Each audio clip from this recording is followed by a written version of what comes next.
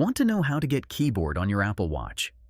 In this quick guide, I'll walk you through the entire process so you can start adding reminders with ease using handwriting, voice, or keyboard input. Before we start, it will be great if you like this video, subscribe to my channel, and share it with your friends. First, open the menu on your Apple Watch. Once you're there, look for an option called Lists and tap on it. Now select Today.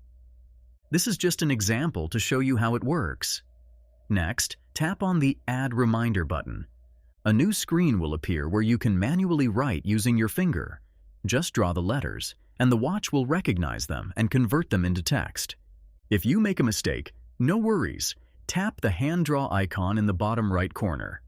You'll be given two options, either hand draw manually or use voice input.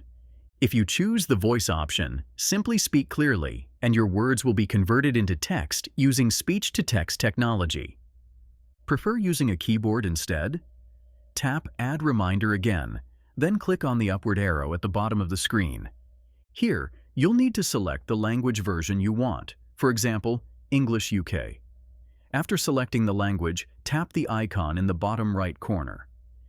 You'll see three input methods: manual handwriting, voice, and keyboard. Tap on the keyboard option, and a floating QWERTY keyboard will appear on your screen. Now you can type out your reminder just like you would on a phone. That's it. You're all set to start using reminders on your Apple Watch with whichever method suits you best.